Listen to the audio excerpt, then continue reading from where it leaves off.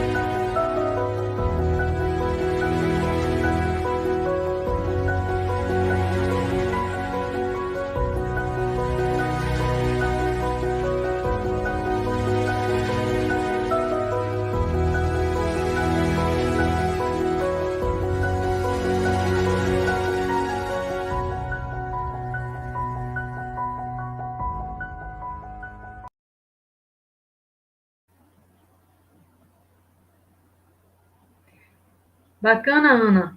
Ana trouxe aí um programa nosso, né, o curso aí da Unicósmica, que a gente vai apresentar ainda para você, com mais detalhes até o final da conferência. Bem, Ana, agora vamos chamar o nosso convidado de hoje, né? Nesta live, Tiago Tiquete vai falar sobre a incrível diversidade dos extraterrestres, há milênios até revisitada por uma grande quantidade de seres provenientes de outros planetas. Como são esses seres? Existem dezenas de tipos de entidades vindos até aqui ao nosso planeta, algumas com o curioso aspecto de robôs, outros, né, têm semelhantes a animais, e há ainda até aqueles que se parecem muito com criaturas do nosso folclore. Então, essa é uma pesquisa incrível que o Tiago fez e que está no livro dele, né? Tipologia dos seres extraterrestres. Então, agora a gente dá o nosso boa noite a ele, e já agradecendo aí ao Tiago por esta presença incrível aqui na nossa conferência. Tiago Tiquete é co-editor da revista UFO, é presidente da Comissão Brasileira de Ufólogos, a CBU, e diretor nacional da MUFON no Brasil. Ele é autor de 13 livros publicados, dentre os quais Quedas de UFOs, Guia da Tipologia Extraterrestre e Guia das Tipologias dos UFOs. Então, assim, é conteúdo, viu? Tiago, muito boa noite e super obrigada aqui pela sua participação na primeira conferência de Exobiologia e Cidadania Cósmica. Obrigado, eu que agradeço. É muito bom voltar a palestrar, né? A gente que eu que já estive aí, estive em Salvador, a Aninha convidando, a Raimundo, o pessoal todo, onde tive a grande honra na época de conhecer o Alberto Romero, que já nos deixou. Que já nos deixou, não, né? Ele foi para outra dimensão, aí já descobriu todas as respostas que a gente aqui procura, ele já descobriu lá. Mas para mim é muito gratificante, me sinto muito honrado de poder participar desse evento. Torço para que em 2020 a gente possa fazer muitos eventos presenciais, que é muito bom. O lado bom da Covid, se é que pode dizer, mas vamos pensar, foi a tecnologia de transmissão pela internet avançou muito, as pessoas ficaram mais habituadas a utilizar, então isso vai ser uma ferramenta muito legal no futuro, mas nada a substituir, na minha opinião, uma palestra presencial. Você sentir o público, você sentir as pessoas, ver a cara das pessoas quando você começa a falar de uma coisa, a cara de espanto, isso é muito legal. Então, mais uma vez, eu agradeço a oportunidade de estar aqui e espero que as pessoas gostem desse assunto, porque eu sou particularmente apaixonado por esse assunto e, acima de tudo, um curioso da tipologia extraterrestre. Que bom, já tem muita gente aí conectado, muita gente ligada na nossa conferência. A gente agradece a presença de cada um. As inscrições nossas, a gente já passou de 500 inscrições. Então, muita gente aí interessado nesses temas que a gente está trazendo, né, Tiago? E é isso. Aí, daqui a pouco, a gente vai interagir aí com o público.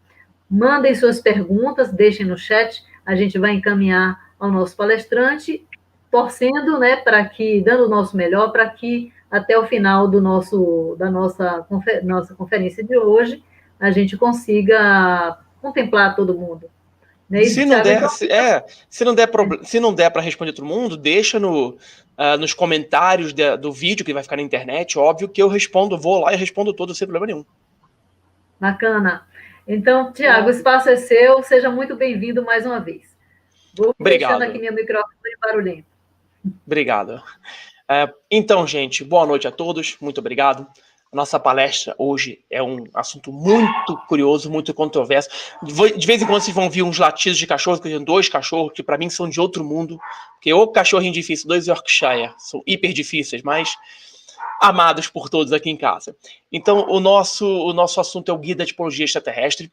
Como a Cássia já falou, meu nome é Tiago Tiquete, eu sou co-editor da revista UFO, presidente da Comissão Brasileira de Ufólogos, diretor nacional da MUFON no Brasil.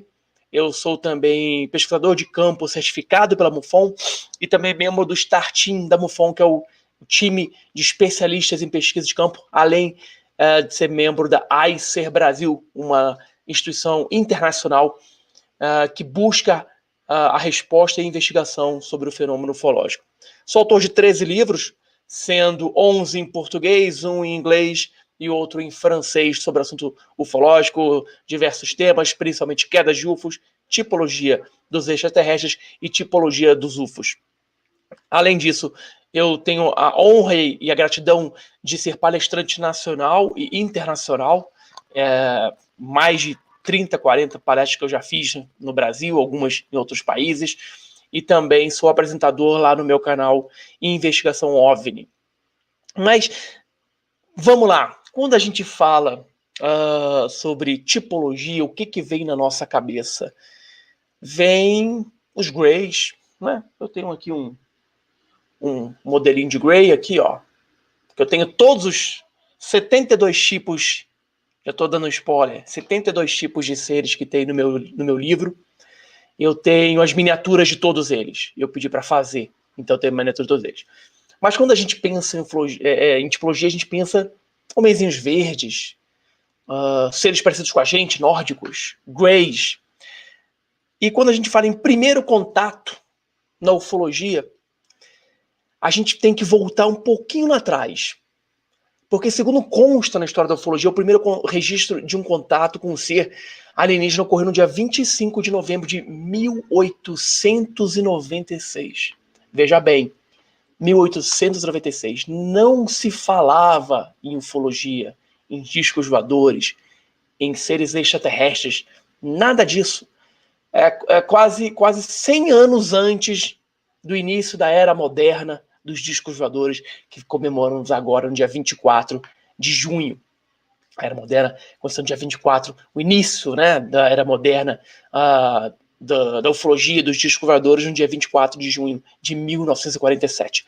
Então, esse caso, que ocorreu em 1896, é relatado da seguinte forma em várias fontes antigas que eu pesquisei para escrever no meu livro.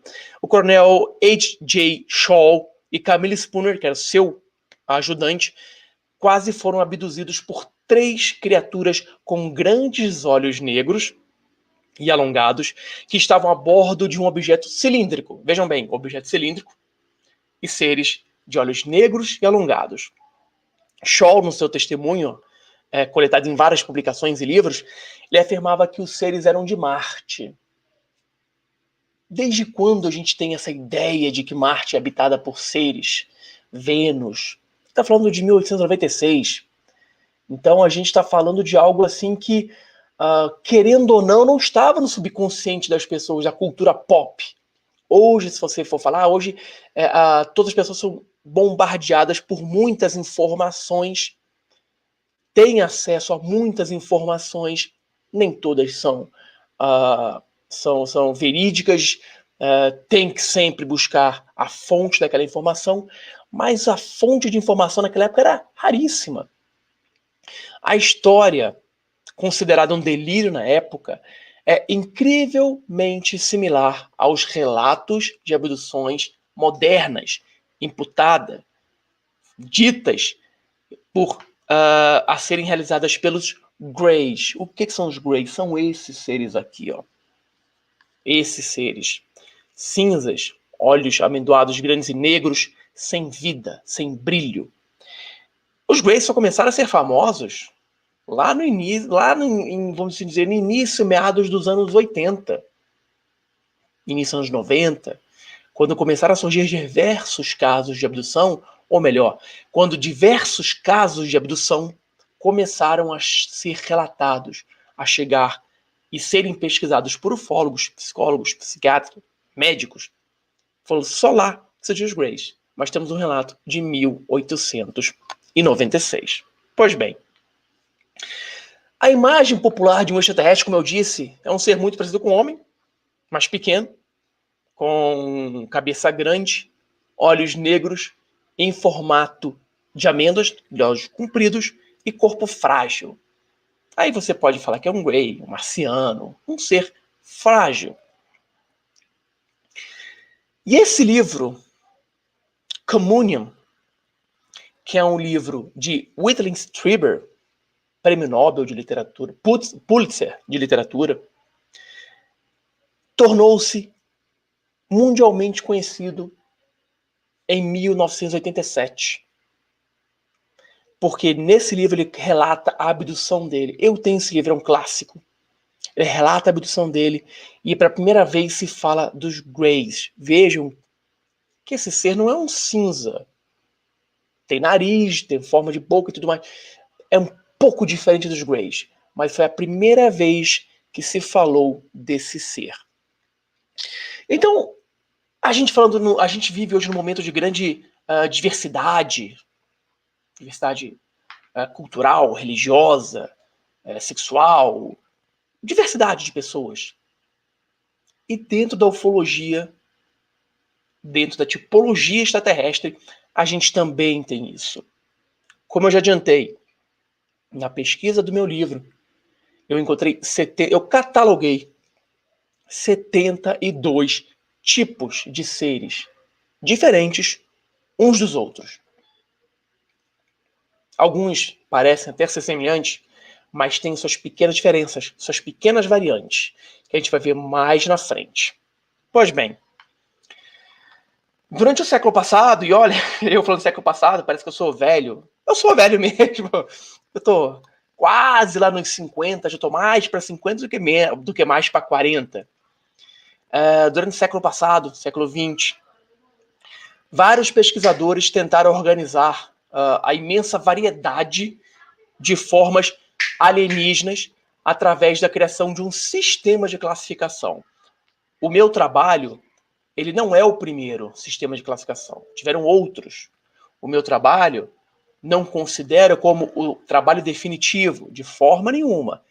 E não quero que soe dessa forma. O meu trabalho é um trabalho que eu tentei agregar o que havia de melhor no que já foi publicado até hoje e o que foi investigado e analisado até hoje com relação à tipologia dos seres extraterrestres.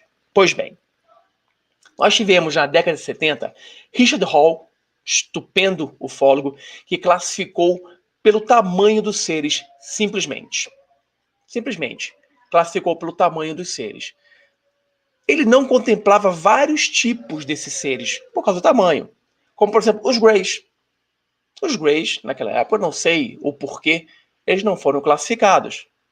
Não sei se é porque não estavam ainda atuando no nosso planeta, ou porque ainda eram poucos os casos, ou porque quando o Grey é associado a algo, ele é sempre associado a uma abdução.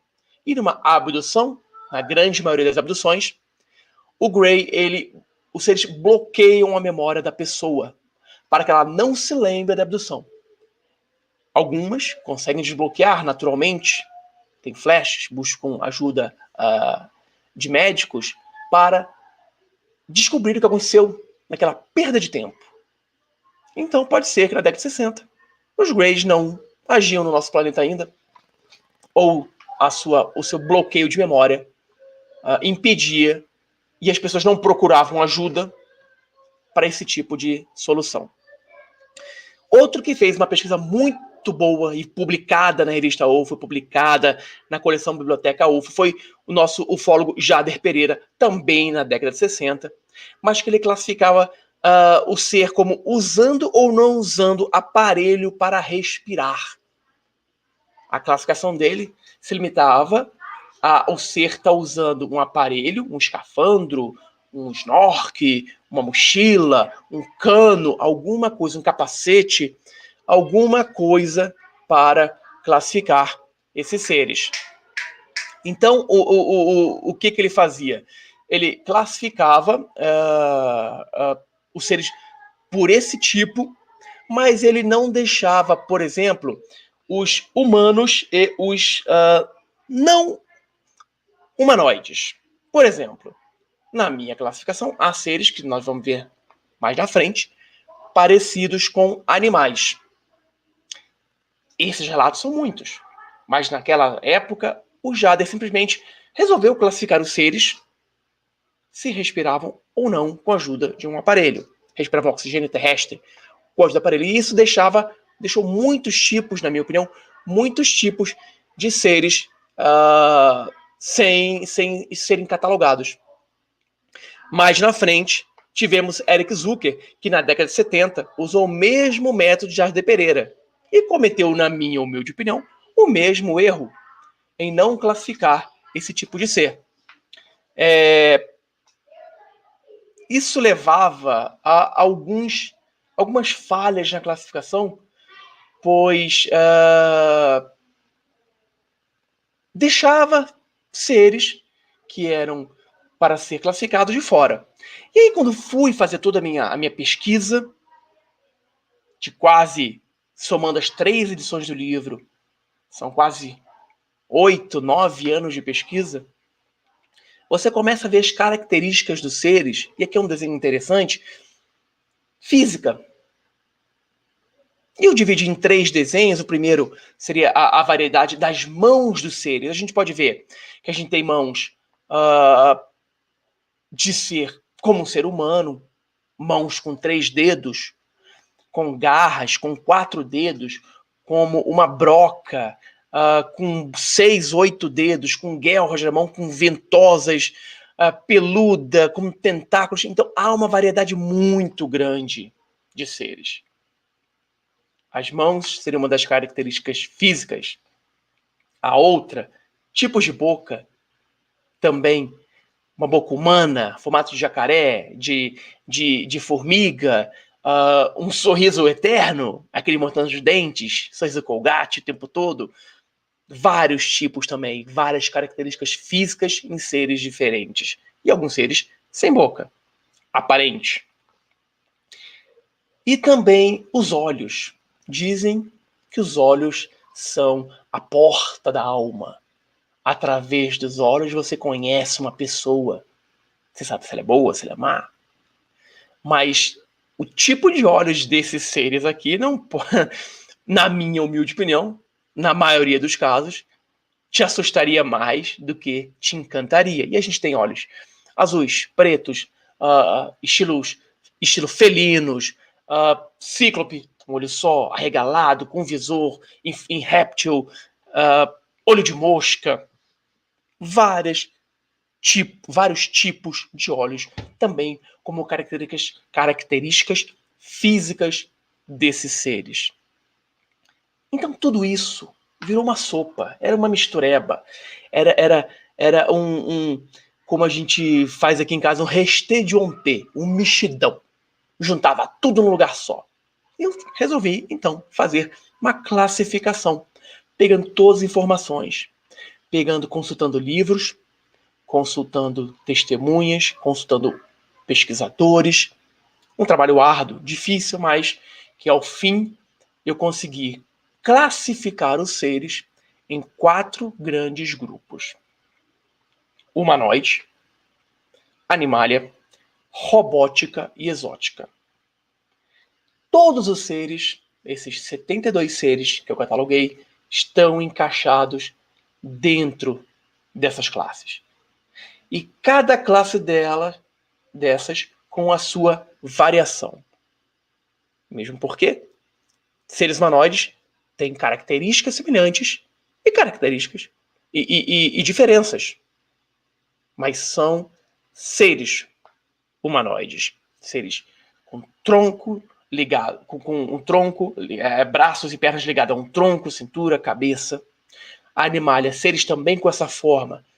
Tronco, membros, cabeça, mas de uma forma animal. Pelos, escamas, pele como se fosse cobras, aparência de répteis. Robótico, aquele ser robótico, assim, ó. Um ser que parece um robô.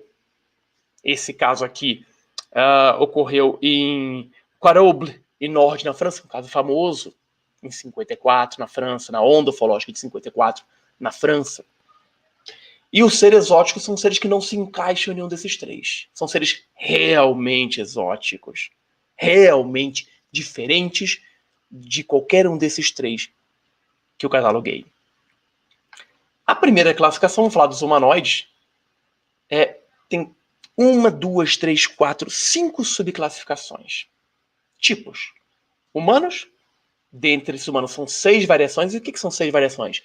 Se é alto, se é careca, se tem orelha pontuda. São as pequenas diferenças que os diferenciam, falando redundamente, dos seus pares. Pequenos greys, que aí entram os greys mesmo. Pequenos não greys, que tem característica dos greys, mas características diferentes são mais marcantes.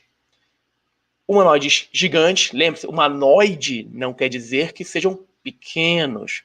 Humanoides são aparências humanas, parecidos com humanos, membro, cabeça, tronco, ok?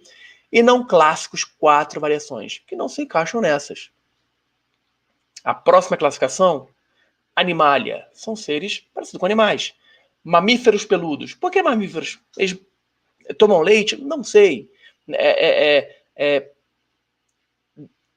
Botei como mamíferos, porque são seres peludos, com 5 variações. Reptilianos aí, fujam, por favor, daquele conceito e daquelas informações na internet do guia russo da tipologia. Aquilo é uma besteira, que fala que seria arqueano, não sei da onde. Fujam. Na minha pesquisa, isso não indicou. E foram mais de 17 mil casos. Foram mais de 10 mil casos pesquisados. Anfíbios, insectoides e aviários, todos com suas variações. A próxima, robóticos, metálicos e robustos. O que são robustos? Acho que mais parrudinhos. Assim, os mais fortes, parrudinhos. E por fim, os exóticos, físico e aparições. Um quadro geral desses tipos de variações, atualizado até 2020, março de 2020, onde a gente tem lá humanoide, o humano são 6, pequeno grey, pequeno não grey, todas essas variantes dentro dos 4 grandes grupos, e cada grupo com seu tipo separadinho. E por que eu fiz isso aqui, já explicando esses 4 grandes grupos? Porque se alguém quiser, se surgir por acaso algum ser que não esteja nessa classificação que eu fiz, é muito fácil encaixá-lo em qualquer uma dessas variantes. Se não tiver numa variante, entra num tipo que certamente vai estar num desses 3, humanoide, desses 4, humanoide, animalia, robótica ou exótica. Dificilmente vai fugir dessas classes. Pode-se até criar uma classe nova, seres intangíveis. Pode ser, mas aí, intangível, se tiver aparência humano, se ele for tipo um fantasma exótico, eu acho que essas 4 classes abrangem todos. O que pode inserir é o tipo, a variação e as suas variantes. Mas então tá. Vamos então começar a falar. Eu vou falar agora dos tipos de cada uma dessas classes, com um exemplo de cada caso. É assim que está no livro. Tem o caso e o desenho. E o desenho que foram feitos na segunda e na terceira edição do livro, do Guia da Tipologia Extraterrestre, foi feito por Diego Pires, do Paraná, que ele é um artista forense. O que é um artista forense, Thiago? O artista forense é aquele cara que a polícia pega um crânio ou pega uma foto de uma criança e ele reconstitui, no caso do crânio, a cara daquela pessoa antes dela virar uma caveira. Antes dela morrer, né? O crânio é só... Obviamente, a pessoa morreu. Ele reconstitui aquele crânio para que seja como era quando era vivo. É aquela pessoa que pega uma foto de uma criança desaparecida com 4 anos de idade e projeta como ela seria com 50 anos de idade. Isso é um artista forense. E ele é um artista forense da Polícia Civil do Paraná.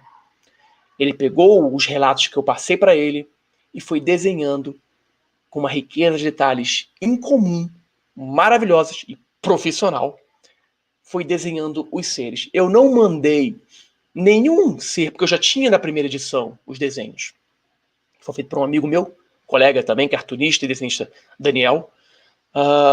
Não passei nenhum desenho para o Diego. Eu passei os relatos. E ele, baseado nos relatos, detalhados, muito mais do que na apresentação, que está no livro, ele foi fazendo os desenhos de cada ser. E o que saiu foi uma, desculpa dizer, humildemente, uma obra de arte. Não meu livro, os desenhos dele. São lindos. A primeira tipologia é o humanoide. Classe humana, tipo humano, variante 1 nórdico. É aquele ser bonito. O Caco Antibes da ufologia, da tipologia extraterrestre. É o Caco Antibes. Lá, da Dinamarca, da Escandinávia. E a característica marcante desse tipo de ser: cabelos loiros e olhos claros. E o caso que representa esse tipo no meu livro ocorreu no verão de 1975 em La Junta, Colorado, nos Estados Unidos, como testemunha Jamie W. Segundo, resumidamente, o relato do Jamie, um objeto parecido com uma rosquinha, e o seu tamanho era a metade de um campo de futebol americano, vamos assim dizer, 40 metros. Anos depois, durante uma sessão de hipnose, Jamie recordou-se estar dentro do objeto, onde foi recebido por dois seres, um feminino e um masculino. E eles pareciam escandinavos. Então James, em 75, foi abduzido, não por Grace, por seres dessa forma, escandinavos. E esse tipo de ser é o do caso do Billy Maia, é o do caso do Adamski.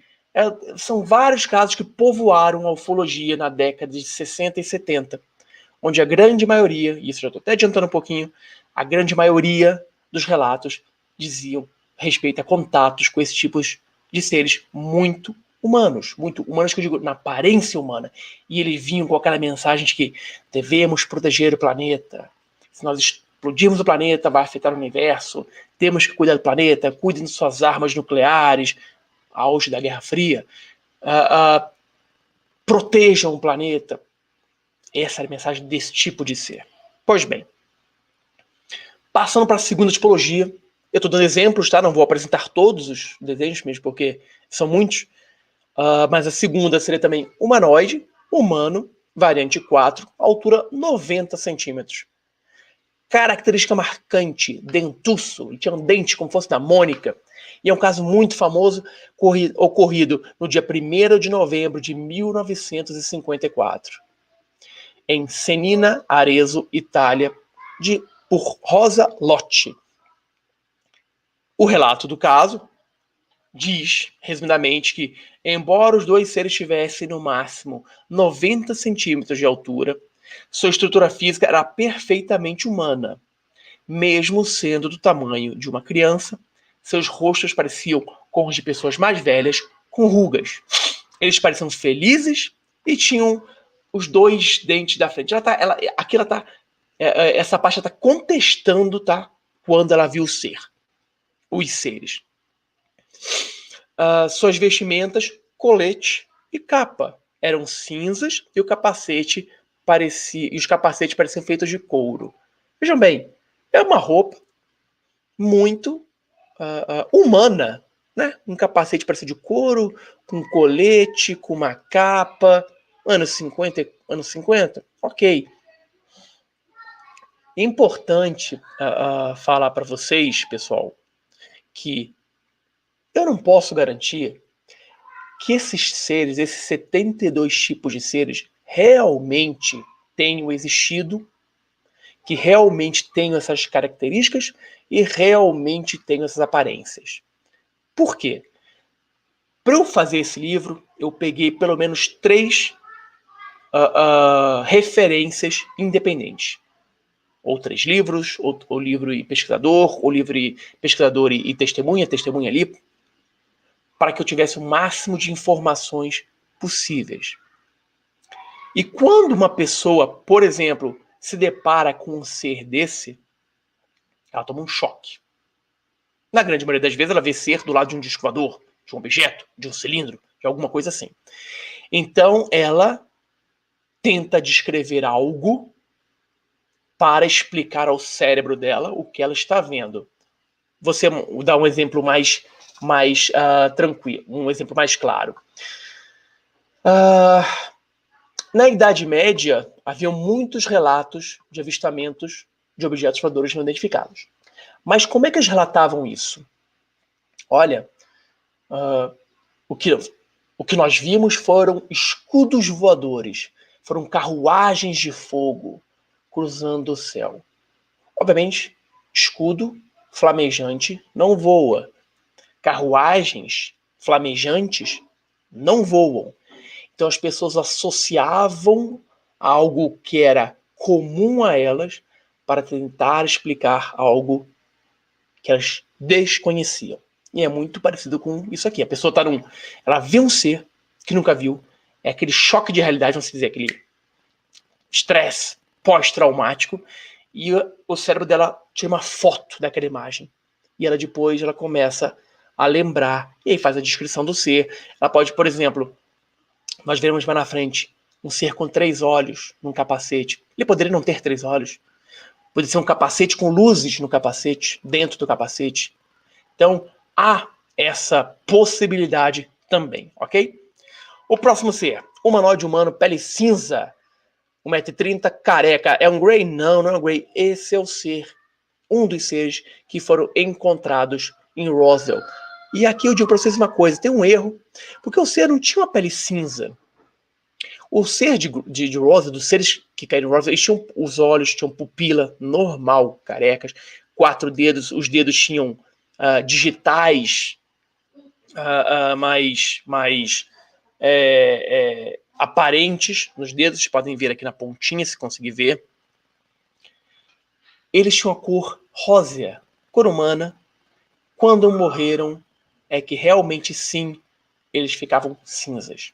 Então, o caso de muitos, no caso Roswell, que descreve esse ser, é que no dia 4 de julho, um 4 de julho tempestuoso, um grupo de arqueólogos chefiado por W. Curry Holden viu o objeto cair. Segundo seus relatos, os seres não tinham mais de 1,20 m de altura. Rapidamente, os militares chegaram, isolaram a área e fizeram as testemunhas jurarem não comentar o que tinham visto sob ameaças. Então, ser de Roswell. Mais um. Próximo.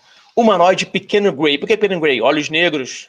Mas olha, boca de tartaruga, 1,40 m. Podia estar no Animalia? Poderia, mas a característica dele mais forte é parecer um Grey. E é um caso famoso também. Eu tenho ele aqui também, ó. Aqui na mão. Allagash. Um caso raro e clássico, onde 4 amigos foram abduzidos. Eles descreveram que o ser tinha 1,40 m de altura e eram bem magros. Seus olhos eram grandes, ovais, localizados na lateral da cabeça. Não tinham nariz. E sua boca ficava na parte de baixo do rosto, aqui, como uma tartaruga. E suas mãos tinham 4 dedos cada. Então vocês veem as diferenças e estranhezas dos seres, mesmo dentro da mesma classe. Por isso que tem o tipo e a variante. Esse é o famoso Grey, né? Olhos negros e pele cinza. E o caso mais emblemático é o de Kate Davis. Ocorrido no dia 31 de junho, foram várias abduções. Seres pequenos, com cerca de 1,50 m de altura, cor cinza, olhos grandes, negros e sem emoções. Aqueles olhos negros que olhavam para você, que muitos abduzidos dizem que ao mesmo tempo que dava pavor olhar aqueles olhos negros, ao mesmo tempo transmitia uma tranquilidade incomum. Bud Hopkins, maior especialista em abdução, realizou outras hipnoses em Kate Davis e descobriu que suas abduções ocorriam desde 1977. Em uma delas, ela foi levada para o interior de uma nave onde foi submetida à inseminação artificial. Algo muito comum também durante a abdução desses Greys lá na década de 80, início da década de 80, 90, por aí. Mais um exemplo, Brazuca. Humanoide, gigante, cíclope. 3 metros de altura. Famoso caso Sagrada Família, ocorrido em 63. Pesquisado pela Sociedade Brasileira de Estudos de Discos Voadores, SBDE-DV.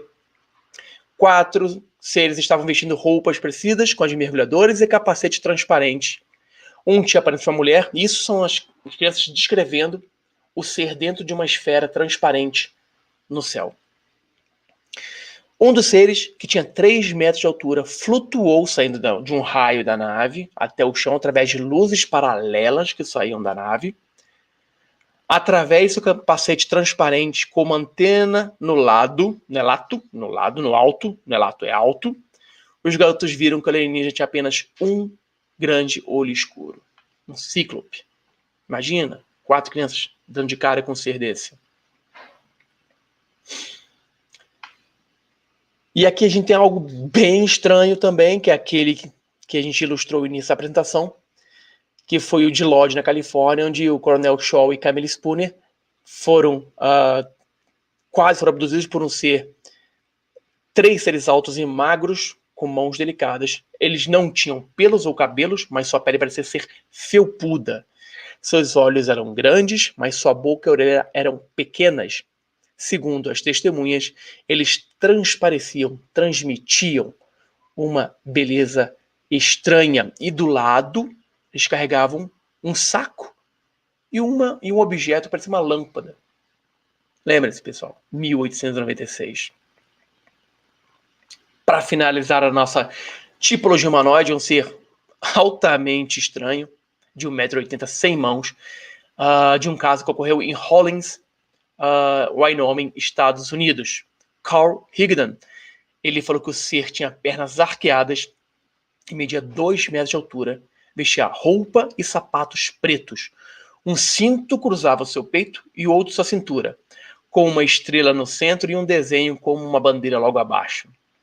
A sua aparência era semelhante aos humanos, mas não tinha um queixo. O nariz era achatado e ele não tinha sobrancelhas ou orelhas. A boca mostrava 6 dentes, 3 em cima, 3 embaixo. O cabelo era fino e espetado. Ele não apresentava mãos. E no lugar da mão havia um objeto cilíndrico. Segundo Carl Hilton, esse ser disse que seu nome se chamava Alço. Vamos começar a ficar um negócio mais estranho, né? Tipologia humanoide, alguns estranhos ali dentro, mas agora a gente começa a entrar no arquivo X, digamos assim, da tipologia extraterrestre. A Animalia, famoso pé grande.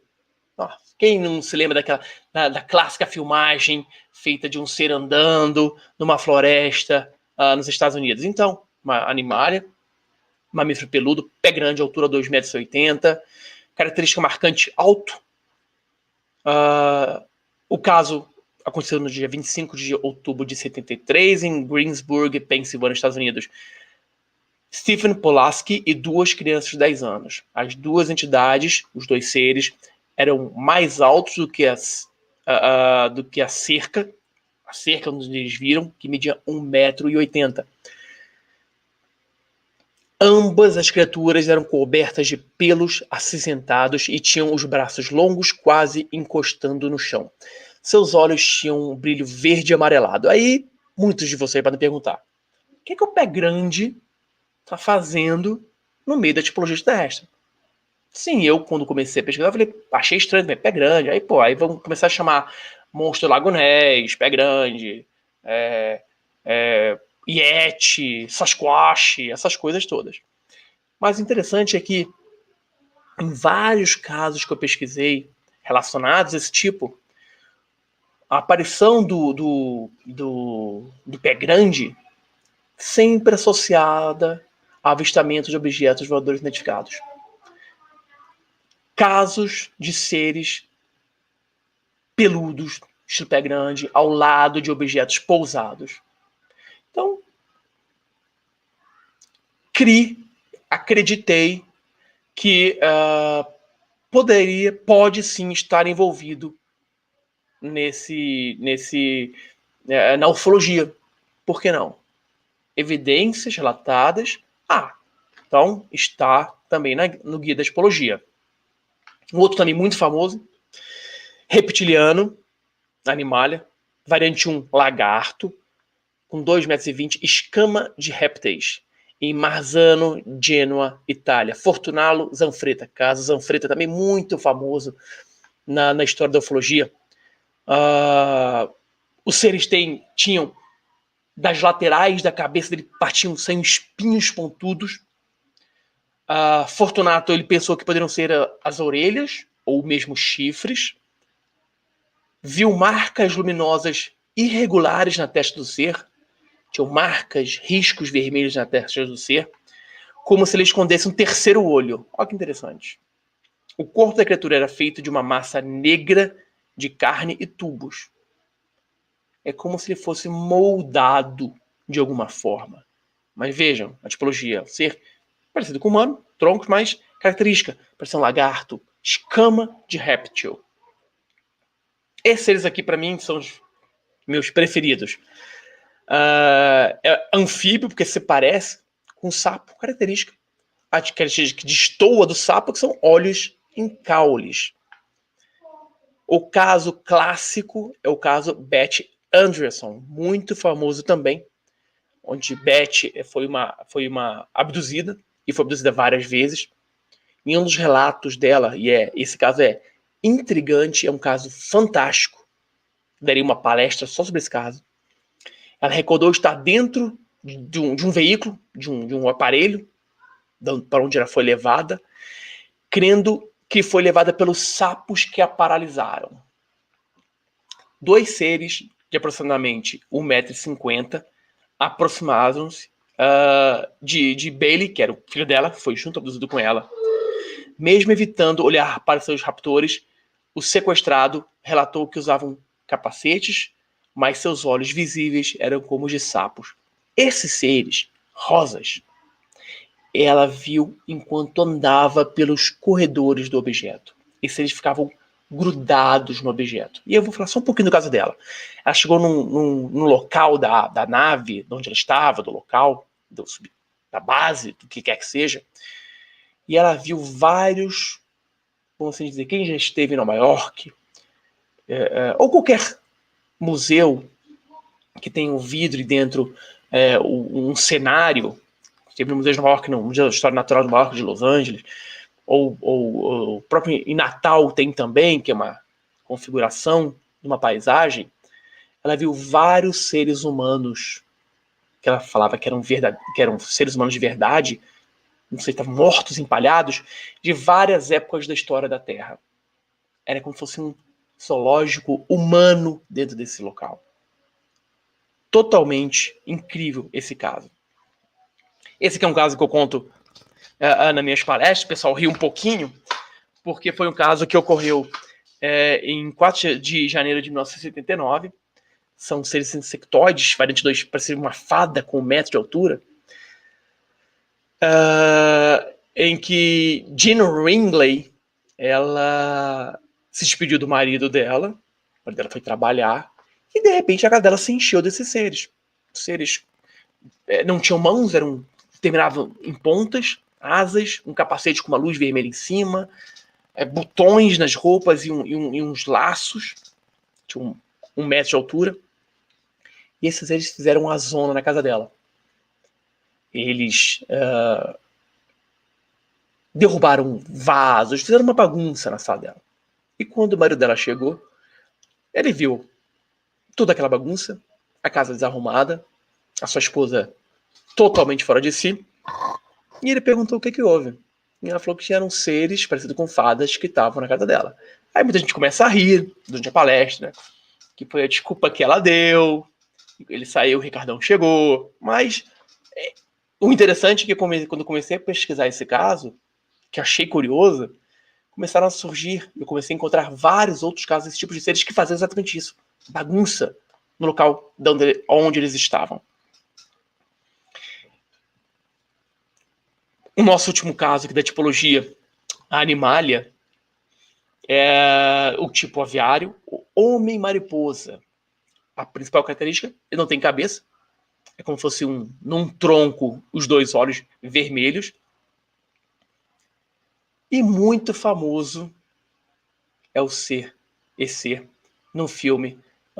Não é do Kevin Costner, eu esqueci o nome do filme. Em que ele é um repórter e ele a esposa morre no acidente, ele começa a investigar casos de pessoas que que vem um ser parecido com um morcego, uma mariposa com olhos vermelhos. E aí ele recebe umas ligações durante a madrugada, falando o número 44, 34, falando o número. Durante o filme todo ele tenta investigar isso. E ao final do filme, acho que é em Point Pleasant, uma ponte de Point Pleasant, ela cai. E estava cheio de carros em cima dessa ponte. E o número que ele ouvia nesse telefonema que passavam para ele, que alguém falava para ele nesse telefone, foi o número de pessoas que morreram nesse acidente. Algo previu isso, esse ser, e esse ser aparecia, sempre que havia uma desgraça, um problema, uma catástrofe, esse tipo de ser aparecia. E como esse caso aconteceu nos Estados Unidos, fiz um filme sobre esse caso, mas eu também, quando comecei a pesquisar, descobri esse caso na Inglaterra, em 63, que as testemunhas descreveram o ser como tendo o tamanho de um ser humano, mas não tinha cabeça e tinha asas como as de um morcego. Mervyn declarou ainda que a criatura tinha membrana nos pés.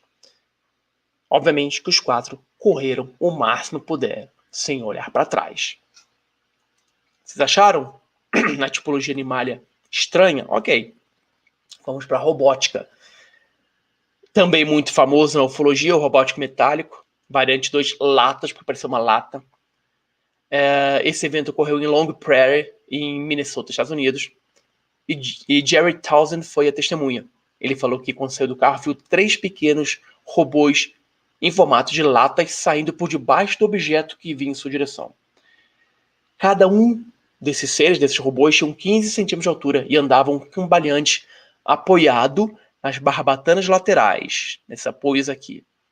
Quando paravam, uma terceira barbatana surgia por trás, aqui, como se fosse para dar estabilidade para o ser. Imagina, você vê 3 bichos de 15 centímetros, umas latinhas, uns robozinhos andando.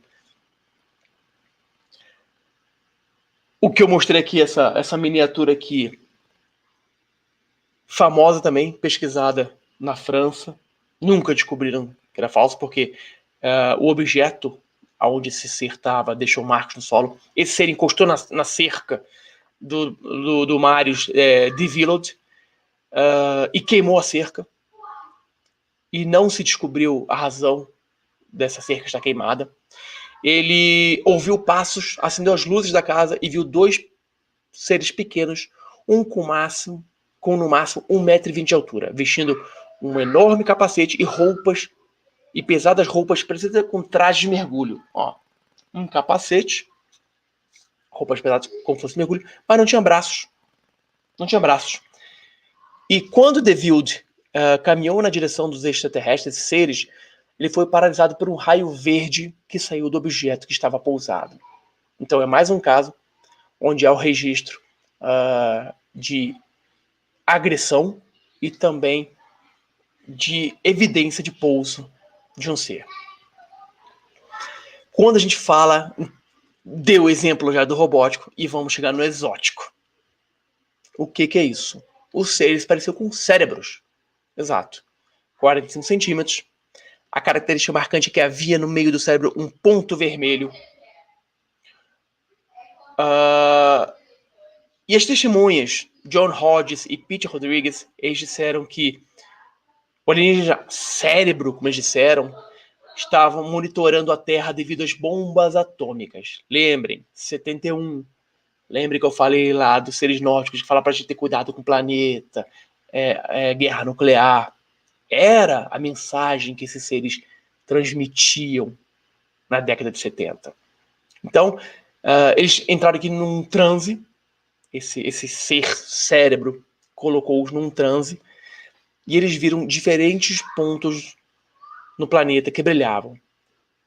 Esses pontos, ele perguntou ao ser, indicava lugares onde os seres humanos poderiam se autodestruir.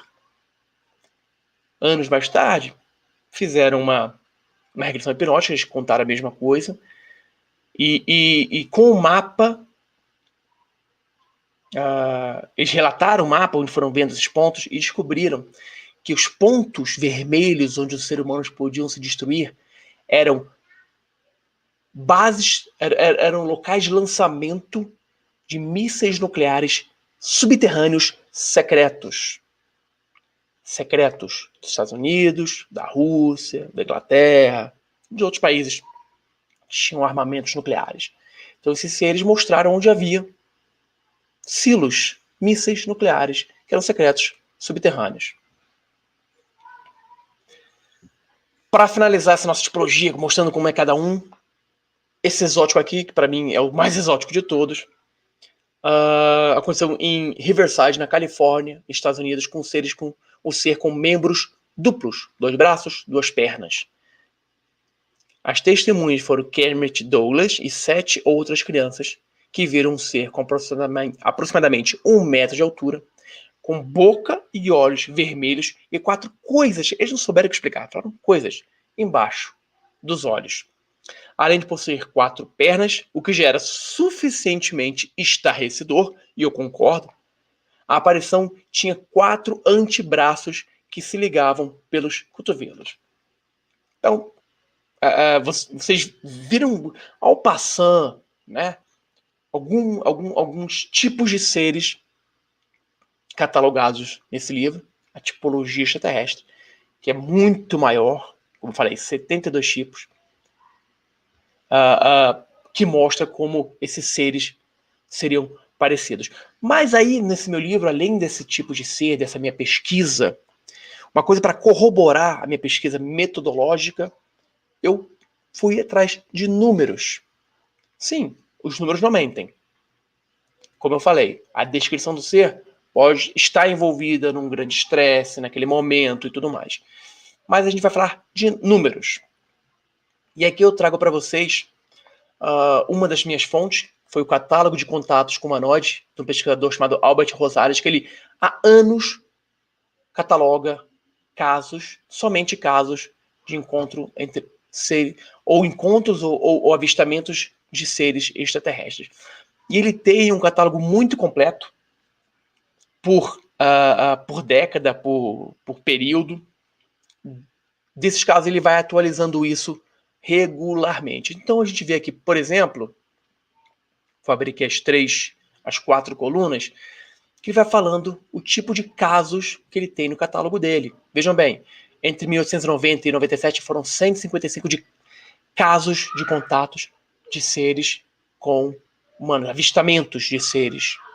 E a gente vê 21 em 35, entre 40 e 42, 62, na Segunda Guerra Mundial.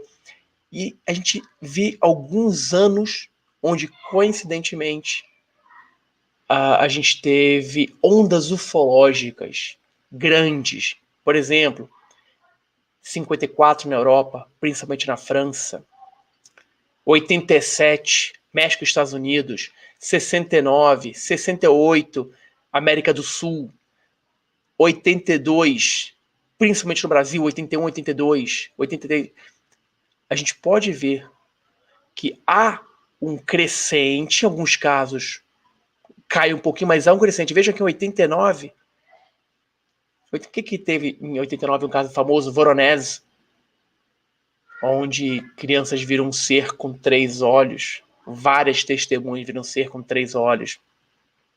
E foi também o final a queda do comunismo, da cortina de ferro.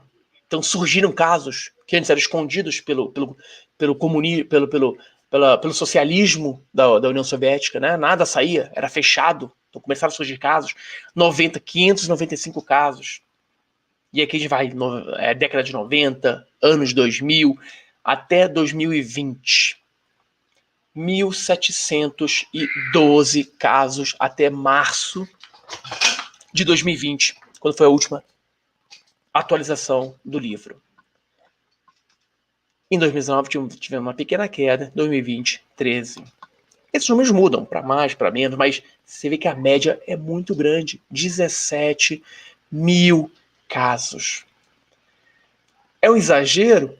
Pode ser um exagero, mas vamos assim dizer, se 1% desse valor aqui for verdadeiro, 1% não, 10%, 1.700 casos, 1%, 178 casos, 0,1%, 17 casos, 0,01%, se 0,01% desses 17 mil for verdadeiro, isso significa 1,78. Esse único caso, sendo verdadeiro, já é o suficiente para comprovar que existe vida inteligente em outro planeta que visita o nosso planeta. Ok? E aí eu trouxe algumas estatísticas, peguei os 5 maiores países, vezes o número de avistamentos e a porcentagem deles no total de 1.687 casos que eu pesquisei. A gente vê aqui que os Estados Unidos veio em primeiro, até pela informação, por ser maior potência, por ter mais muitas milhões de pessoas, por ter interesse. Com 431 casos dos que eu pesquisei, desses 1.687 que eu pesquisei, que foram a base do meu livro, eu pesquisei mais de 10 mil casos, mas 1.687 tinham o que eu queria, com o máximo de informações e descrição detalhada do ser, para fazer aquele cruzamento de dados e informações. Em segundo vem o Brasil, com 195 casos, 12%, Argentina 112, Espanha 95, Itália 87, aí é uma gama de mais de 90 países, com registros no que eu pesquisei. Obviamente que existe muito mais isso, mas esses totais são os 1.687 casos para meu livro. Outro fato muito interessante. Período do dia, número de avistamentos e percentual. Quando é que eles mais aparecem pra gente? Pô, a gente dormindo, nem sempre. Vejam aqui, ó. De manhã, entre 6 e meio-dia, 270 casos. Entre meio-dia e 1 e 5h59, 277 casos. Noite, entre 18 e 11h59, 732 casos. Entre meia-noite e 5h59, 511, óbvio. Eu acho também que deve ter muito mais casos de madrugada que a gente não vê. Tá, a maioria das pessoas dormindo. Mas você vê que a parte da noite, a parte noturna, é quando há mais relatos de avistamentos. Outro ponto também interessante que eu acho são as estatísticas de mês e número de casos versus porcentagem. O mês com mais casos de avistamentos é julho.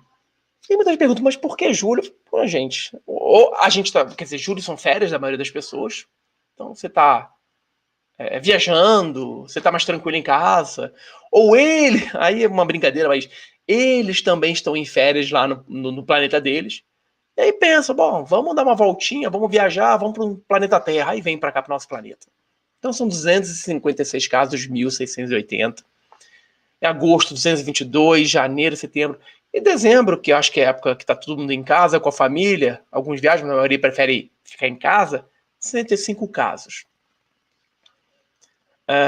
Interessante que, ó, verão e inverno no nosso hemisfério, ok? Inverno no nosso hemisfério e verão no nosso hemisfério. Então, não há uma relação ainda, não descobri, de temperatura, não investiguei ainda porque não há dados para mim suficientes. Outro, número de testemunhas versus número de casos versus porcentagem. A grande maioria dos casos é visto por uma pessoa. Depois tem 2 pessoas, 3 pessoas, 4 pessoas, 10 pessoas ou mais. E aí por diante. Tem uma pessoa, tem mais 50 pessoas. Eu só peguei os mais significativos nessa pesquisa. Ao mesmo tempo, e para finalizar a minha palestra, o número de seres vistos versus o número de casos. A grande maioria dos relatos falam sobre seres que um ser é visto. Na grande maioria dos casos, quase 50%.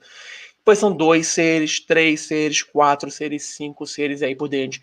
Há casos de até 100 e 300 seres vistos. Então, há muita coisa.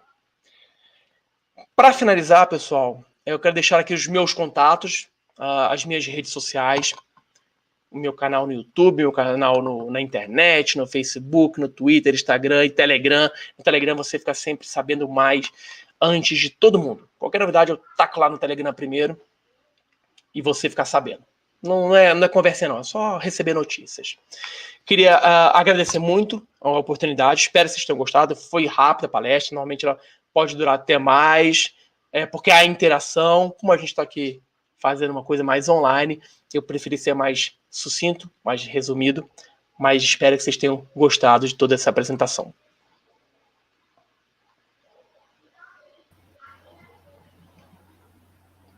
Posso sair aqui? Pode sair, Tiago. Mas sair. Ah, pronto, já saiu sua apresentação, já foi. Então pronto, estou de volta.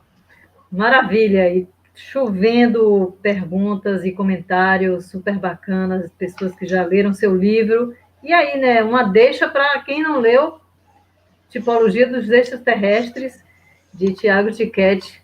Não é bacana? É muito bacana. A gente adora esse tema também, Tiago. Obrigado.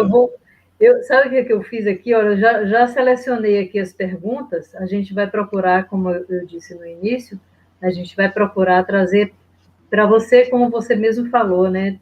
Sempre tem esse momento de interação. Olha, a pergunta da Eulália Stuck. Boa noite, Eulália, obrigada pela pergunta. Qual seria a tipologia do ET de Varginha? Mas eu acho que você respondeu aí, não foi? O ET de Varginha, ele seria humanoide, tipo humano, e aí a variação, se não me engano, é 12 ou 13, mas ele encaixaria no tipo humano. Humanoide, quer dizer, no tipo humanoide. É interessante porque tem várias testemunhas. Né? Não, e é interessante o seguinte, Varginha só não apareceu em 86 não, tá?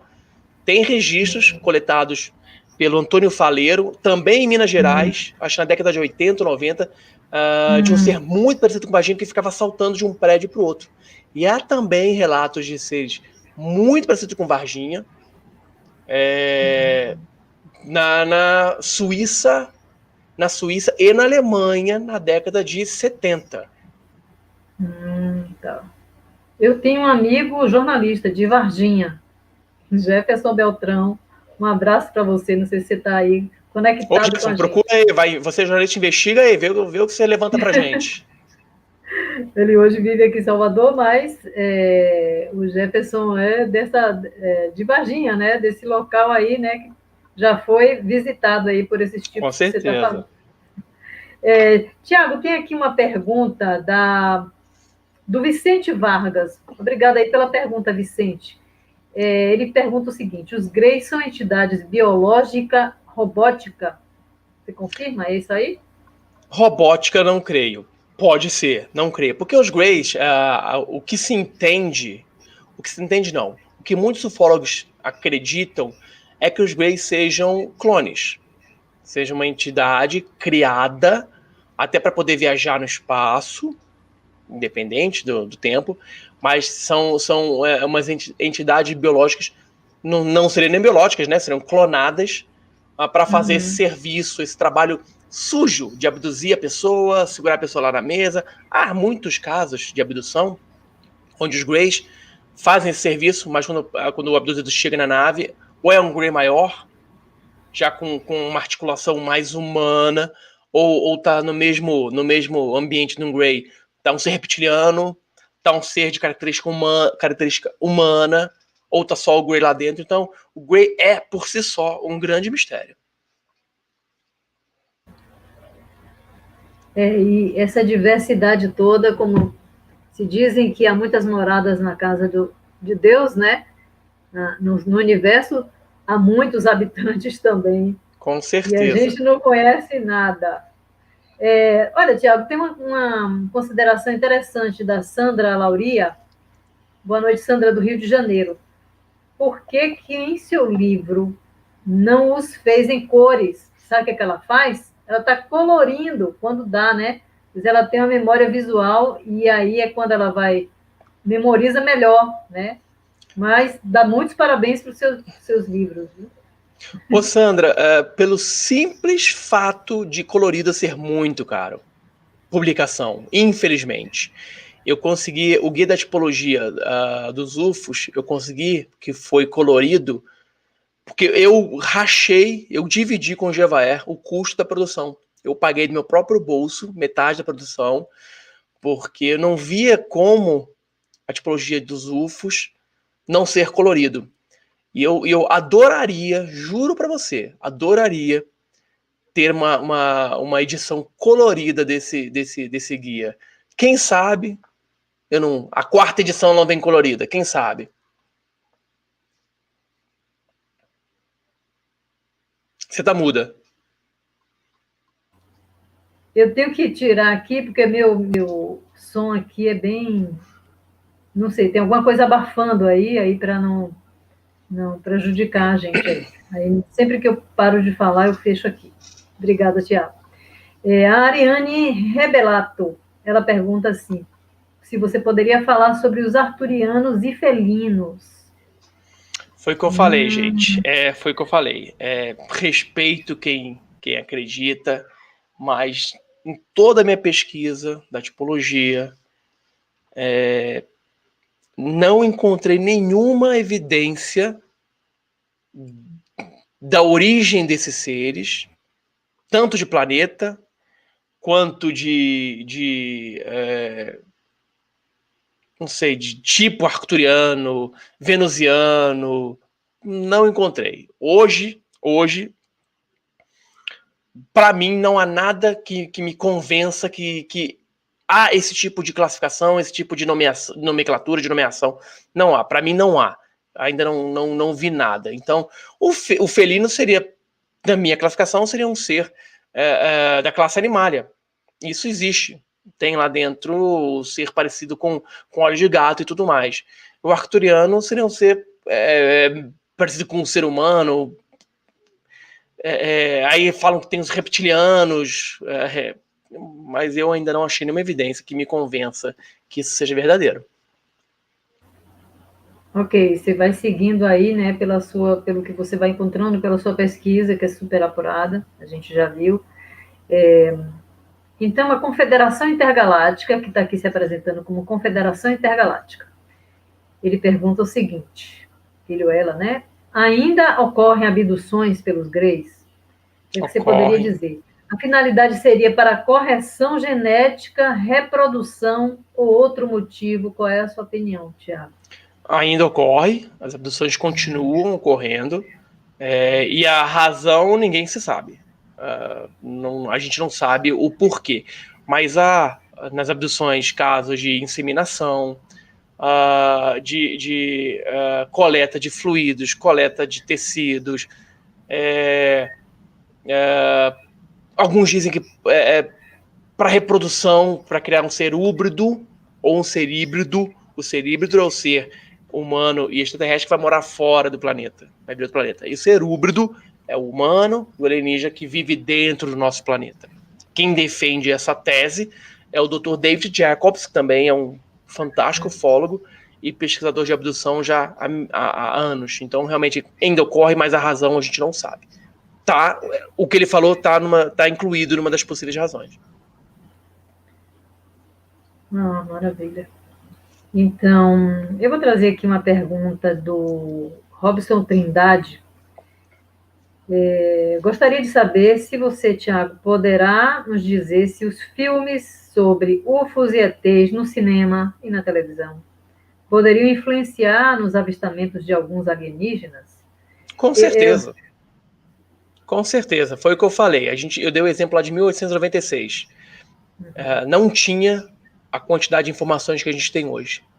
Hoje a gente tem muita informação, aí como eu falei também, cheque a fonte. Mas aí eu vou deixar uma pulguinha atrás da orelha do Robson. ETs e UFOs no cinema e na TV influenciam, a gente influenciam. Mas será que a realidade também não influencia Hollywood? Isso aí. Não vou responder, não. Deixa pro Robson responder. Pensa aí, Robson. Boa. Agora, vou trazer aqui o Paulo Santos, que também é consultor da UFO, e ele é coordenador de intercâmbio da Unicósmica. Hoje ele não pôde estar aqui com a gente, porque ele ia estar aqui na sala, aí, trazendo debate e tal. Mas o Paulo pergunta o seguinte: parabéns pelo seu trabalho, já está aí a pergunta dele, né? De acordo com a sua perspectiva de pesquisa, o que você gostaria de sugerir para a declaração de cidadania cósmica que está sendo elaborada neste evento? Ontem, durante a palestra do Givael, o Paulo trouxe essa ideia aí, dessa declaração de cidadania cósmica. Você está trazendo aí, né, estes seres, né, com a tipologia. O que é que você acha que a gente poderia acrescentar aí? Eu acho que é o que está faltando no nosso planeta: igualdade. Tratar todos da mesma forma. Com respeito, né? Com respeito, com mesmos direitos. E isso eu estou pensando lá na frente, tá? O dia que a gente for conviver rotinamente com seres de outros planetas do nosso planeta, ou nós convivermos com seres de outros planetas do planeta deles. Então, é manter harmonia e respeito com qualquer ser. Aí a gente não vai mais falar harmonia e respeito entre os seres humanos. A gente vai falar em harmonia e respeito entre os seres do universo. Sim, isso aí. A consciência cósmica seria isso, né? Da gente se respeitar, Exatamente. né? Admitir essa diversidade e o respeito e a ética, né? Nessas Exatamente. Relações. Beleza, maravilha. Tudo isso está sendo registrado e a gente vai levar para a declaração, viu? Para o Ótimo.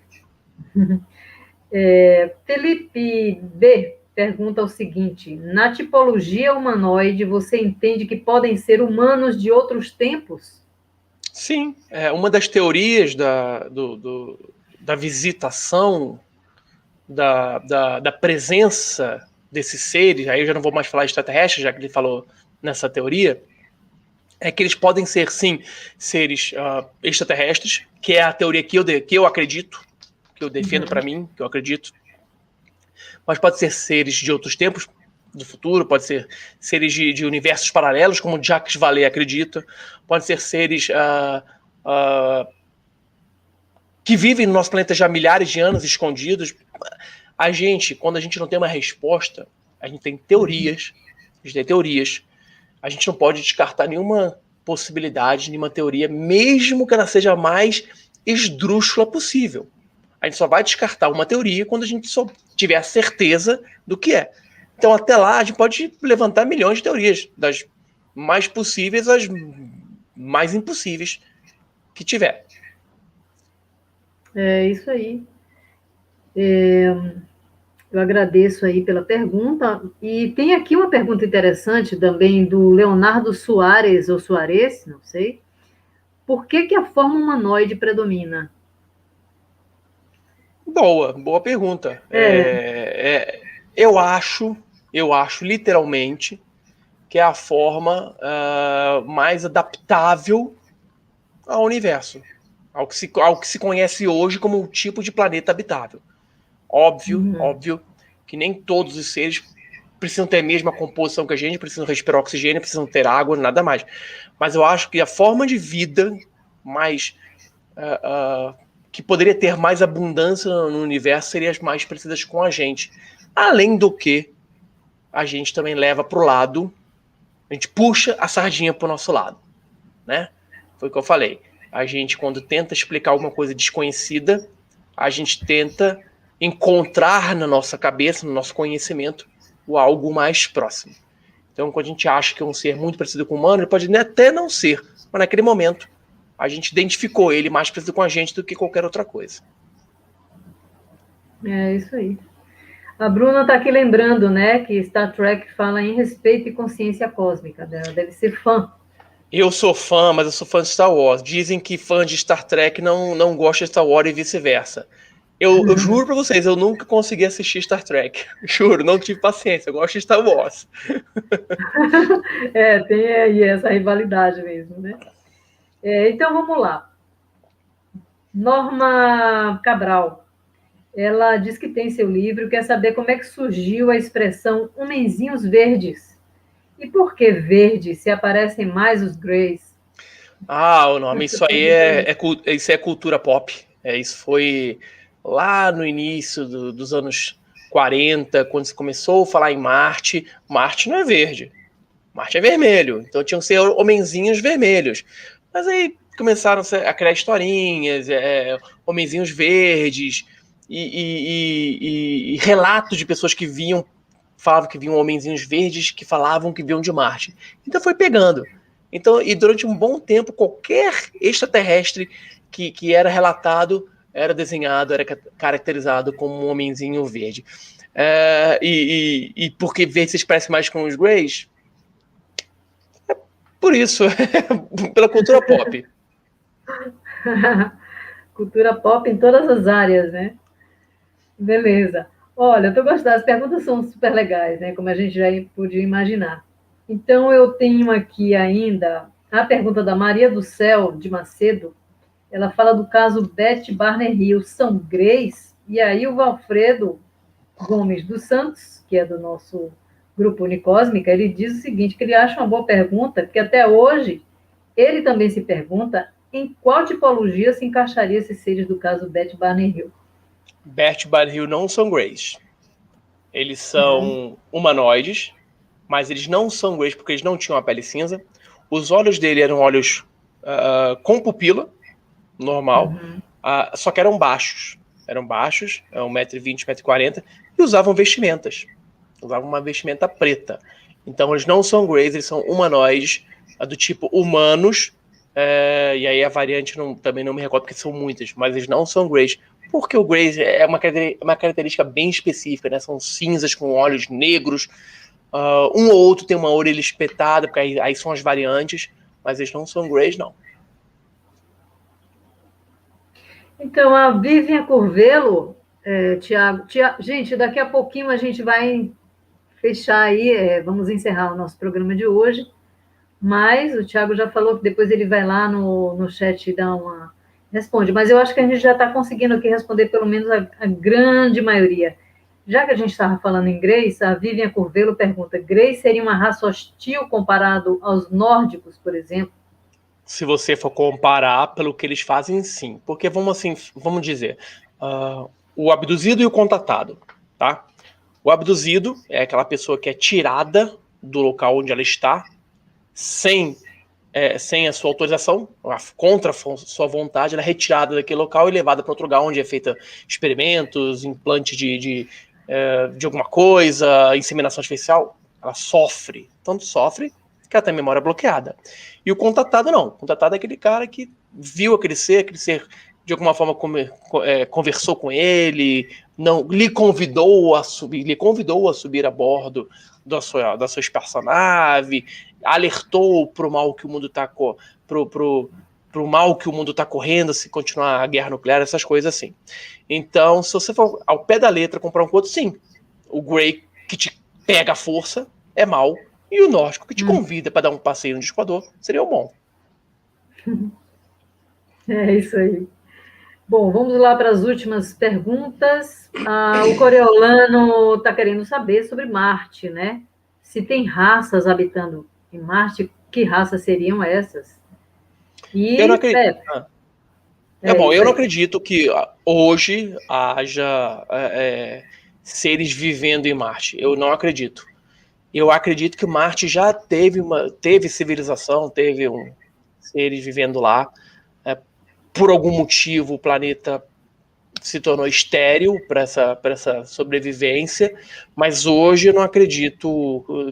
Eu acho que em breve a gente vai descobrir que o planeta teve vida inteligente. Eu acredito nisso, mas que hoje em dia eu acho que não há. Beleza. Essa Marte aí tem pano para manga ainda, muito, né? Então vamos lá. Última pergunta aqui da Confederação Intergaláctica. Não sei se vai dar tempo, ele está dizendo aqui, mas o chupa-cabra existiu mesmo? Eu acho legal trazer isso, né? Porque chupa-cabra virou, né, mitologia, né? Se sim, em que tipologia se encaixa? O chupa-cabra está no meu livro, ele é da tipologia Animalia.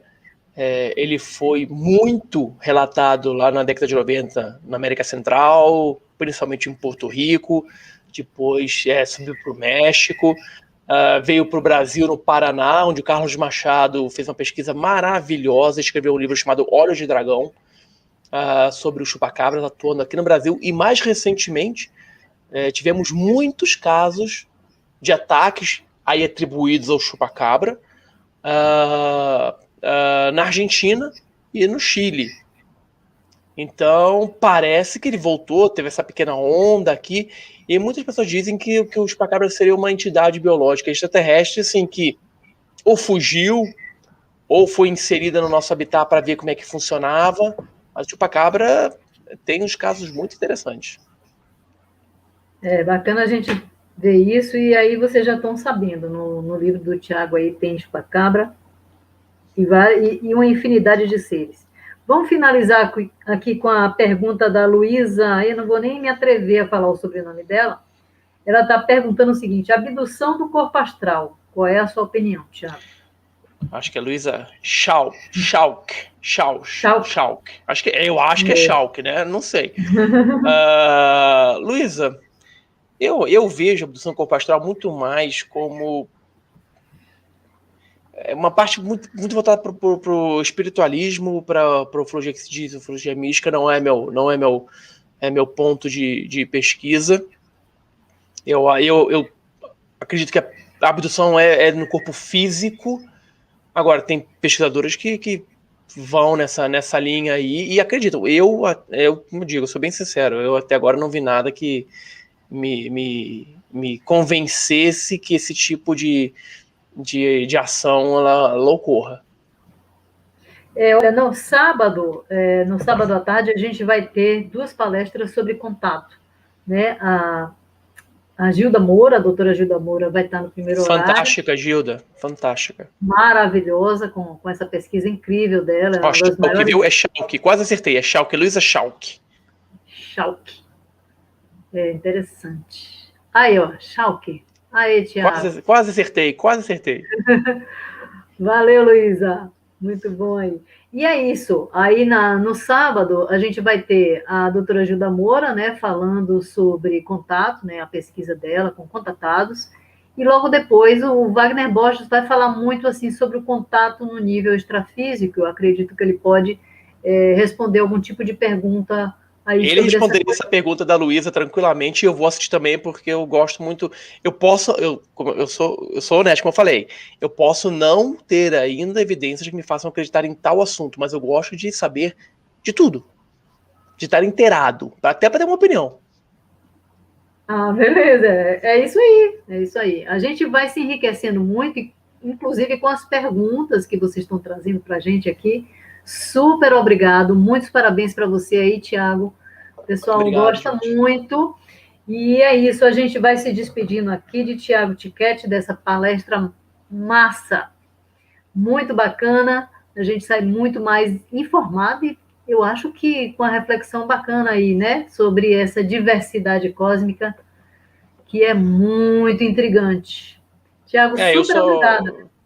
Eu que agradeço, Cássia, eu só posso agradecer, eu gosto muito disso, eu não tô na ufologia por dinheiro, porque a ufologia não dá dinheiro, ela só tira, tira seus tempos com a família, de convívio e tudo mais, mas eu gosto, é uma coisa que me dá muito prazer, ainda mais falar para as pessoas, não convencer, eu gosto de expor o que eu penso, quem entende como eu, ótimo, quem não entende, ótimo também, e o que a Unicósmica está fazendo, eu acho que tem que fazer todo ano, viu, Cássia? Cada vez mais, a gente, como eu falei, a gente aprendeu com essa pandemia a utilizar alguns mecanismos que poucos utilizavam e poucos tinham em mãos. Hoje muita gente tem isso em mãos. Então, o que a Unicósmica está fazendo é algo muito legal, inovador, posso até dizer, e espero que perdure para sempre, a gente continue melhorando, traga cada vez mais pessoas, porque dessa forma a gente atinge um público enorme. Que bom, Tiago. Super obrigada. É isso aí. A pandemia fez a gente se reinventar, né? Exato. Se reconfigurar. E algumas coisas, assim, acho que estão alcançando públicos inimagináveis, né? A gente tem um público aqui do exterior, tá? Deixa eu ver aqui. Deixa eu ver aqui, só rapidinho para fechar aqui, gente. Olha, Estados Unidos, Argentina, Chile, Uruguai, Espanha, Portugal e o Brasil todo. Pessoas de toda a parte do Brasil. Muito bom, parabéns. E todo mundo interessado nesses temas, então a gente está super feliz, muito bom em reunir todos esses grandes ufólogos, grandes pesquisadores. Esse livro do Tiago é sensacional, como os demais livros dele, a pesquisa dele, vocês viram aí, né, um pequeno recorte. Imagine isso ampliado aí. Então é isso, a gente agradece ao Tiago e agradece também a sua audiência, você que está aqui com a gente no nosso YouTube, nosso canal.